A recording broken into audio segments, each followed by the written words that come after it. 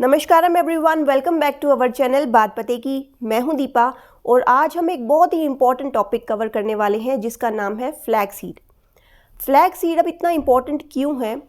क्योंकि एक सर्वे के अकॉर्डिंग वर्ल्ड की पॉपुलेशन में मोर देन 70% लोग जो है ओमेगा 3 फैटी एसिड में डेफिशिएंट है। अब ओमेगा 3 फैटी एसिड एक ऐसा फैटी एसिड है जो कि सबसे ज़्यादा फ्लैक्स सीड में ही मिलता है और इसीलिए अगर वेजिटेरियंस की बात करें, जो लोग प्योर वेजिटेरियंस हैं उनके लिए फ्लैक्स सीड अपनी डाइट में इंक्लूड करना बहुत ज़्यादा ज़रूरी हो जाता है। तो आज के इस वीडियो में मैं बहुत सारी इंपॉर्टेंट चीज़ें कवर करूंगी और आप जो है शुरू से लेकर एंड तक इस वीडियो को ज़रूर देखें, जिससे आपको बहुत ज़्यादा इन्फॉर्मेशन मिलेगी और क्लैरिटी आ जाएगी। तो फ्लैक्स सीड के अंदर जो है maximum amount of omega 3 fatty acid present होता है। आज हम इसके बारे में जो है डिटेल में जानेंगे और किस किस तरह से फ्लैक्स सीड हम ले सकते हैं, और इसके अलावा जो नॉन वेजिटेरियन सोर्स होता है ओमेगा 3 फैटी एसिड का, उसके बारे में जानेंगे, उसे कंपेयर करेंगे, जिससे आपको और भी ज़्यादा जो है एक क्लैरिटी मिल जाएगी। तो अब हम बात करते हैं फ्लैक्स सीड के बेनिफिट्स के बारे में। तो जिसमें हम सबसे पहले कवर करेंगे ओमेगा 3 फैटी एसिड के बेनिफिट्स क्या होते हैं।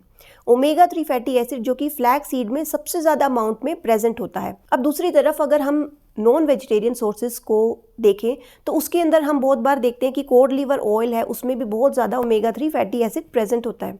अब कोड लीवर ऑयल यानी कि वो फिश के लीवर से जो है एक्सट्रैक्ट किया जाता है ये ओमेगा 3 फैटी एसिड। तो यहाँ पे जो है बहुत सारे लोगों को ऐसे लगता है कि ओमेगा 3 फैटी एसिड जो है वो नॉन वेज सोर्सेज से ही हमें मिल सकता है, लेकिन एक्चुअली जो है फ्लैक्स सीड बहुत ही अच्छा सोर्स है ओमेगा 3 फैटी एसिड का। डिफरेंस ये है कि ओमेगा 3 फैटी एसिड जो कि फ्लैक्स सीड से हम लेते हैं वो जो है अल्फा लिनोइक एसिड की फॉर्म में प्रेजेंट होता है। और अगर दूसरी तरफ हम कोड लीवर की बात करें, कोड लीवर ऑयल में जो ओमेगा 3 फैटी एसिड होता है वो ईपीए और डीएचए की फॉर्म में प्रेजेंट होता है डायरेक्टली। ईपीए यानी कि इकोसा पेंटेनोइक एसिड और डीएचए यानी कि डिकोसा हेक्सेनोइक एसिड। अब जो अल्फा लिनोइक एसिड जो फ्लैक्स सीड के अंदर प्रेजेंट होता है वो जो है बॉडी में जाके बॉडी उसको अपने आप ही ईपीए और डीएचए में कन्वर्ट कर देती है। दूसरी तरफ जो कोड लीवर ऑयल में जो फिश से एक्सट्रैक्ट किया जाता है ओमेगा 3, उसके अंदर डायरेक्टली ही ईपीए और डीएचए प्रेजेंट होता है, बस इतना ही फ़र्क है। तो अब बात आती है ईपीए और डीएचए इतने ज़्यादा इम्पोर्टेंट क्यों है। ईपीए और डीएचए एक्सट्रीमली इम्पोर्टेंट है हमारी बॉडी के लिए। तो चाहे वो बच्चे हों, बड़े हों या अडल्ट्स हों, ओल्ड एज हों, सभी के लिए ये चीज़ें इम्पोर्टेंट है। तो ये इम्यूनिटी सिस्टम को एनहांस करती है, ये ब्रेन डेवलपमेंट को एनहांस करती है। तो ख़ास तौर पे जो फीटल जो स्टेज होती है बच्चों के ड्यूरिंग प्रेगनेंसी, उस समय पर भी अगर मदर को ईपीए डीएचए दिया जाए फ्लैक्स सीड की फॉर्म में या किसी भी फॉर्म में, तो वो जो है बच्चे की फीटल के टाइम ही, फीटस के अंदर ही उनकी ब्रेन को डेवलप करती है और उनकी इम्यूनिटी सिस्टम को स्ट्रॉन्ग करती है। तो ये मदर के लिए भी अच्छा है और उनके फीटस के लिए भी अच्छा है। इसके साथ साथ ये नेचुरली जो है अडल्ट्स की कॉग्निटिव पावर को बढ़ाती है और इसके साथ साथ ये जॉइंट्स के लिए बहुत अच्छी होती है। और इसके साथ साथ डीएचए जो है वो सेल की मेम्ब्रेन का बहुत ही इंपॉर्टेंट पार्ट होता है, न्यूरॉन का इंपॉर्टेंट पार्ट होता है, हमारी ब्रेन का इंपॉर्टेंट पार्ट होता है। और इसके साथ साथ जो आइज़ का जो रेटिना होता है उसका ये बहुत ही इम्पॉर्टेंट पार्ट होता है डीएचए। तो डीएचए एक ऐसी चीज़ है जो हमारी बॉडी में होना बहुत ज़रूरी है और इसीलिए जो 70% लोग डेफिशिएंट है, तो हमें बहुत ज़रूरी है कि हम किसी भी फॉर्म में जो है ओमेगा 3 फैटी एसिड अपनी डाइट में ज़रूर इंक्लूड करें। ओमेगा 3 फैटी एसिड जो है कोलेस्ट्रॉल को लोअर करती है। ओमेगा 3 फैटी एसिड जो है वो आर्टरीज़ के अंदर जो इन्फ्लामेशन होती है, क्लॉग्ड आर्टरीज़ होती है, उनको खोलती है, क्योंकि ये जो है हाई डेंसिटी कोलेस्ट्रॉल को इंक्रीज़ करती है और लो डेंसिटी कोलेस्ट्रॉल और वीएलडीएल यानी कि इन दोनों कंपोनेंट्स को डिक्रीज़ करती है।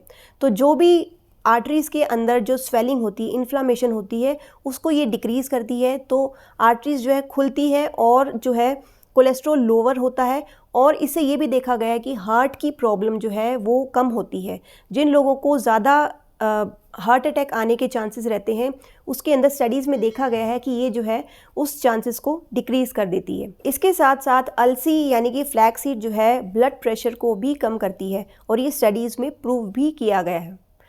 और इसके साथ साथ जिन लोगों को फैटी लीवर की प्रॉब्लम है उसमें भी देखा गया है कि ये फैटी लीवर को जो है कम करती है, तो ये लीवर की हेल्थ के लिए भी बहुत ही अच्छी है। तो अलसी में बहुत इंपॉर्टेंट कॉन्स्टिट्यूएंट्स होते हैं, इसके अंदर प्रोटीन भी होता है और इसके अंदर छोटे छोटे माइक्रो न्यूट्रिएंट्स भी प्रेजेंट होते हैं और इसके साथ साथ इसमें प्रेजेंट होता है लिग्नेंस। लिग्नेन एक ऐसा कंपाउंड है जो कि सिमिलर टू फाइटोएस्ट्रोजन है, जो कि मिमिक करता है एस्ट्रोजन हार्मोन की, जो कि एक सेक्स हार्मोन होता है जो कि वुमेन्स में पाया जाता है।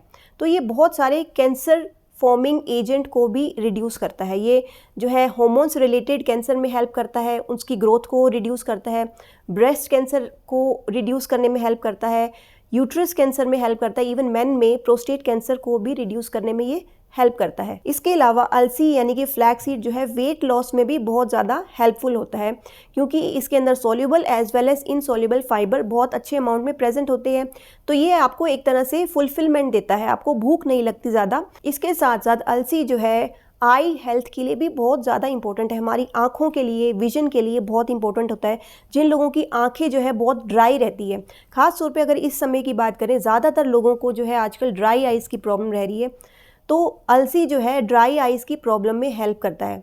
इसके साथ साथ इंटरनली इसको लेने से जो है हमारी स्किन जो है बहुत ही हेल्दी रहती है, अच्छी रहती है। इससे कोलेजन जो है बढ़ता है हमारी स्किन का, तो इलास्टिसिटी बढ़ती है हमारी स्किन की। ये एजिंग को जो है एजिंग प्रोसेस को डिले कर देती है, स्लो कर देती है, और ये हमारे हेयर्स के लिए भी बहुत अच्छी होती है। तो ये सारी अलसी की इंपॉर्टेंस थी, ये तो हमने जान ली। अब एक बहुत ही इंपॉर्टेंट चीज़ आती है कि अलसी को हम अपने डाइट में कैसे इंक्लूड करें। तो अगर अलसी को हम डायरेक्टली कंज्यूम करना चाहते हैं तो अलसी जो है आप सीड्स की फॉर्म में भी इस तरह से कंज्यूम कर सकते हैं। अलसी की सीड्स आती है तो इसको भी हम ले सकते हैं। इसको लेने के बहुत सारे तरीके हैं। अलसी को हम डायरेक्टली लेके भी जो है इसको चू करके कंज्यूम कर सकते हैं।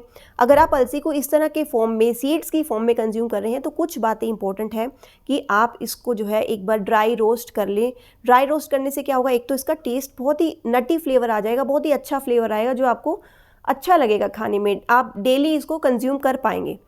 और दूसरी बात, जब आप इसको एज सच सीड के फॉर्म में ही कंज्यूम करते हैं तो उसको अच्छे से च्यू करके खाएं। अगर आप च्यू नहीं करेंगे तो इसके अंदर जो ऑयल है वो तो आप यूटिलाइज ही नहीं कर पाएंगे, तो इसको च्यू करना बहुत ज़रूरी है। अगर आप च्यू नहीं कर पा रहे इसको प्रॉपरली, तो आप क्या कर सकते हैं, इसको ग्राइंडर में ग्राइंड कर लें। इसको रोस्ट ज़रूर करें, फिर इसको ग्राइंड कर लें।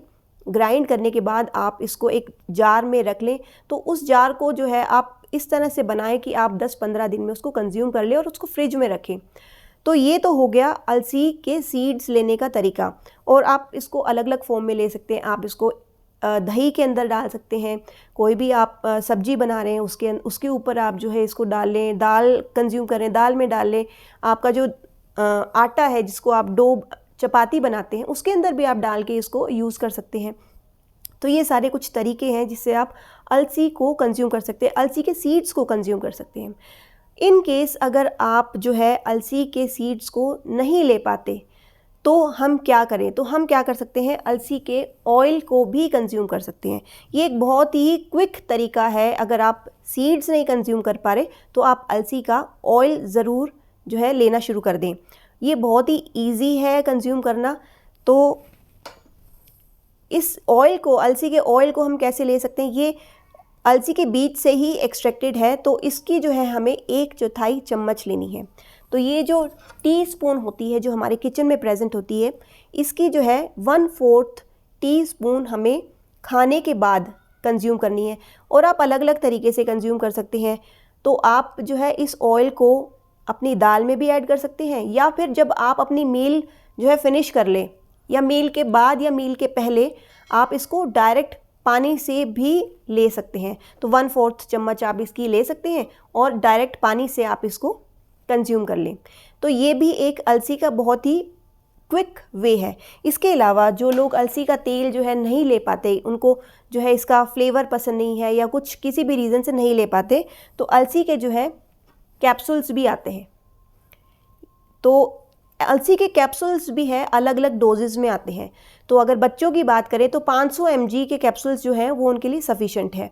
एक दिन में 500 mg वो ले सकते हैं। इसके अलावा जो है 1500 mg के भी अलसी के कैप्सूल्स आते हैं, तो वो भी कंज्यूम कर सकते हैं। तो बेसिकली जो है, अगर ऑयल की बात करें तो आप 1/4 चम्मच ले लें। और अगर इसकी बात करें तो या तो आप जो है इसके 2 कैप्सूल दिन में खा लें, या फिर आप 1500 mg के भी अलसी के कैप्सूल मंगवा लें और उसे कंज्यूम कर लें। एक इम्पॉर्टेंट बात यह है कि अलसी के ऑयल को आप कभी भी हीट ना करें, उसके गर्म ना करें। अगर आप उसे गर्म कर देंगे तो उसके अंदर जो भी क्वालिटीज़ है वो ख़त्म हो जाएगी और ये रेंसिड हो जाएगा, इसका टेस्ट भी जो है अजीब सा हो जाएगा। इसके अलावा कुछ इंस्ट्रक्शंस ये है कि जो लोग कोलेस्ट्रॉल लोवरिंग टैबलेट्स ले रहे हैं, जैसे कि एटोरवास्टेटिन, सिम्वास्टेटिन, इन सब टैबलेट को अगर आप अलसी के साथ लेते हैं तो इसका इफ़ेक्ट, जो टैबलेट्स का इफ़ेक्ट है वो इंक्रीज़ हो जाएगा।